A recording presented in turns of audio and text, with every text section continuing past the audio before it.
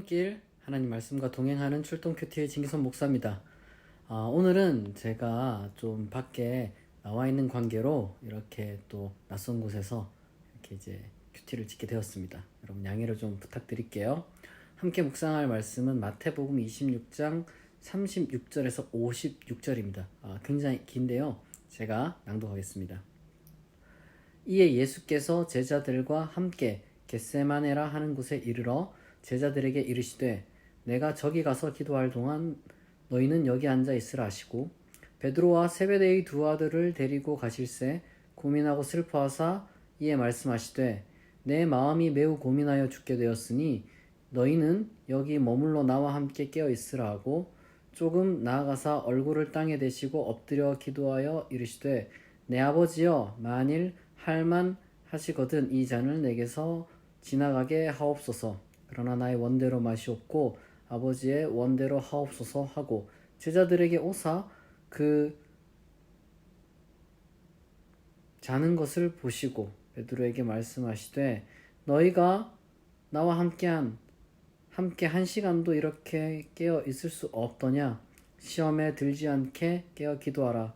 마음에는 원이로되 육신이 약하도다 하시고 다시 두 번째 나아가 기도하여 이르시되 내 아버지여 만일 내가 마시지 않고는 이 잔이 내게서 지나갈 수 없거든 아버지의 원대로 되기를 원하나이다 하시고 다시 오사 보신즉 그들이 자니 이는 그들이 눈이 피곤함일러라. 또 그들을 두시고 나아가 세 번째 같은 말씀으로 기도하신 후 이에 제자들에게 오사 이르시되 이제는 자고 쉬라. 보라 때가 가까이 왔으니 인자가 죄인의 손에 팔리느니라. 일어나라 함께 가자. 보라 나를 파는 자가 가까이 왔느니라. 말씀하실 때 12 중의 하나인 유다가 왔는데 대제사장들과 백성의 장로들에게서 파송된 큰 무리가 칼과 몽치를 가지고 그와 함께하였더라. 예수를 파는 자가 그들에게 군우를 짜 이르되 내가 입맞추는 자가 그이니 그를 잡으라 한지라. 곧 예수께 나와 랍비여 안녕하시옵니까 하고 입을 맞추니 예수께서 이르시되 친구여 네가 무엇을 하려고 왔는지 행하라 하신대 이에 그들이 나와 예수께 손을 대어 잡는지라. 예수와 함께 있던 자 중의 하나가 손을 펴 깔을 빼어 대제사장의 종을 쳐 그 귀를 떨어뜨리니 이에 예수께서 이르시되 내 칼을 도로 칼집에 꽂으라. 칼을 가지는 자는 다 칼로 망하느니라. 너는 내가 내 아버지께 구하여 지금 12군단 더 되는 천사를 보내시게 할 수 없는 줄로 아느냐. 내가 만일 그렇게 하면 이런 일이 있으리라 한 성경이 어떻게 이루어지겠느냐 하시더라. 그때 예수께서 무리에게 말씀하시되 너희가 강도를 잡는 것 같이 칼과 몽치를 가지고 나를 잡으러 나왔느냐. 내가 날마다 성전에 앉아 가르쳤으되 너희가 나를 잡지 아니하였도다. 그러나 이렇게 된 것은 다 선지자들의 글을 이루려 함이니라 하시더라. 이에 제자들이 다 예수를 버리고 도망하니라. 아멘. 엄청 길었고 또 이렇게 저도 눈이 좀 잘 안 보여가지고 좀 더듬었습니다. 이해를 좀 부탁드릴게요. 이 말씀은 예수님이 겟세마네 동산에서 기도하시고 그리고 체포되는 그러한 장면을 담고 있습니다.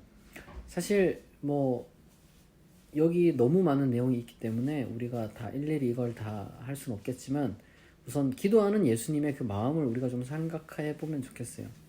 예수님이 어쨌든 인간으로 이 땅 가운데 이제 오셔서 하나님의 일들을 이제 감당하셨지만 완전 뭐랄까 아무런 감정이 없는 기계처럼 그렇게 말씀을 전하시고 사명을 다 하신 게 아니었거든요. 괴로우셨고 이게 신학적인 여러 가지만 해석이 있을 수 있겠지만 여러분 예수님도 두려워하셨고 괴로워하셨습니다.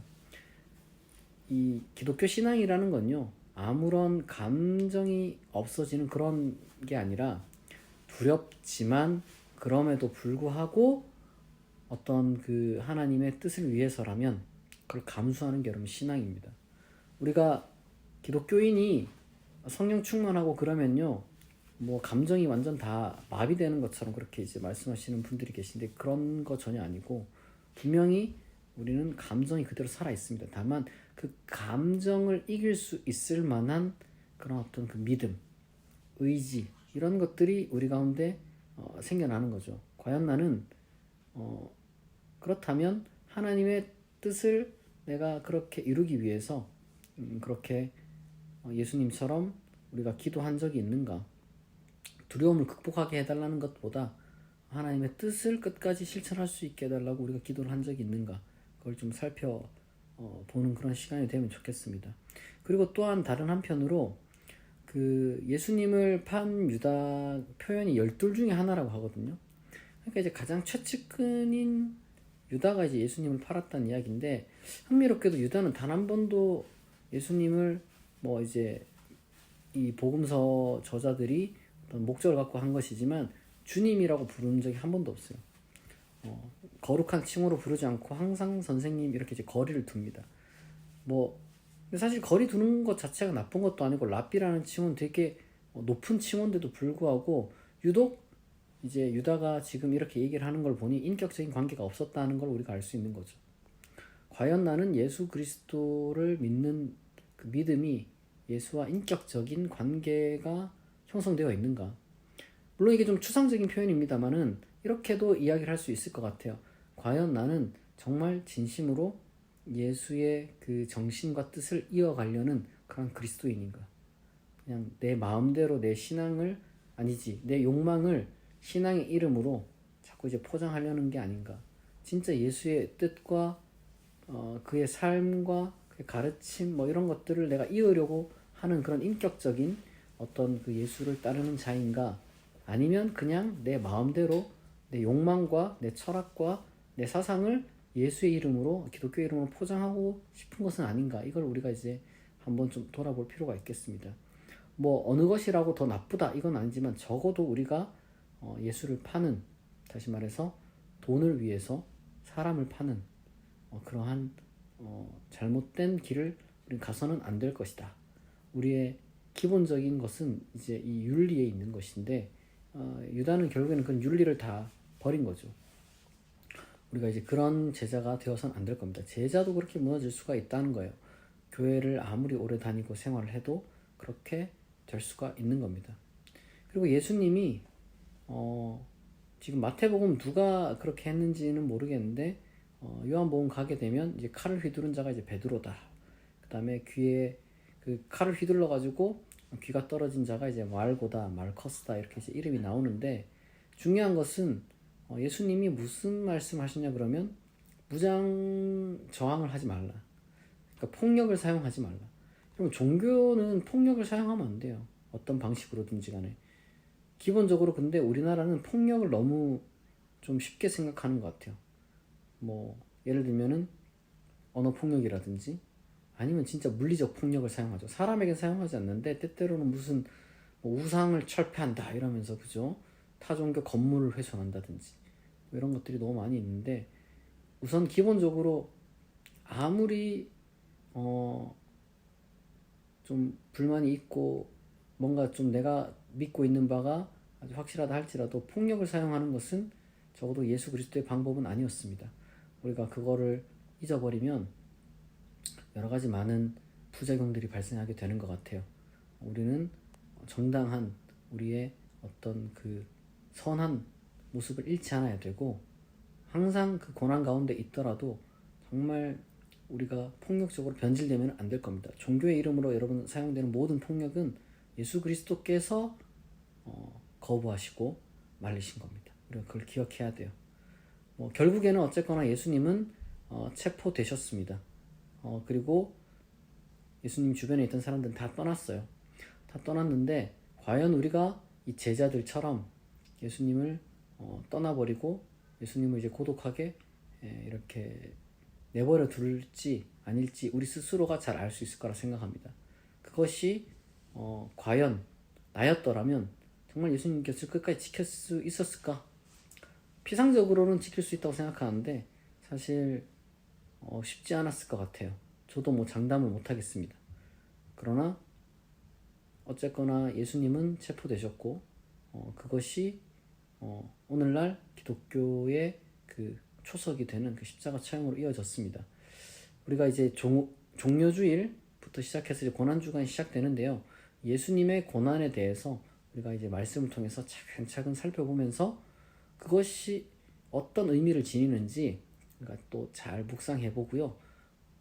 뭐랄까 제자들을 좀 책망하고 안타까워하고 그 다음에 예수님을 불쌍히 여기는 뭐 이런 식으로 우리가 감정이입을 하기보다는 이 이야기를 통해서 우리가 배울 수 있는 하나님의 그 뜻이 무엇인지 좀 잘 발견하는 그런 시간이 되었으면 좋겠습니다. 같이 기도하겠습니다. 자비하신 하나님 아버지 감사합니다. 오늘 예수님의 겟세마네 동산의 기도와 그리고 또한 체포되는 그 과정을 묵상했습니다. 하나님, 우리도 예수님도 감정 없는 기계가 아니라는 것을 우리가 다 인정하고 신앙의 힘으로 우리의 감정을 마비시키는 것이 아니라 두렵고 떨리더라도 끝까지 하나님의 뜻을 우리가 이루어갈 수 있는 그런 삶을 기도하겠습니다. 자비하신 하나님 아버지 은혜를 감사합니다. 오늘은 겟세마네 동산의 기도와 그리고 또한 예수님이 체포되는 과정에 대해서 묵상했습니다. 우리가 예수님의 그 기도를 통하여서 신앙은 감정을 마비시키는 것이 아니라 오히려 생생한 그 두려움과 떨림이 그대로 있음에도 신앙으로 하나님의 뜻을 끝까지 관찰해 나가는 것임을 우리가 이 시간 깨닫게 하시고 또한 우리에게 용기와 의지를 하나님께서 우리에게 쏟아 부어 주시옵소서. 하나님, 그리고 가룟 유다처럼 신앙을 포장하여 내 욕망을 이렇게 신앙의 이름으로 이제 포장하고 그리고 이제 예수를 파는 자 되지 않도록 도와주시고 그리고 또한 칼을 휘두르는 종교인, 폭력적인 종교인 되지 않도록 아버지께서 우리를 붙잡아 주시옵소서.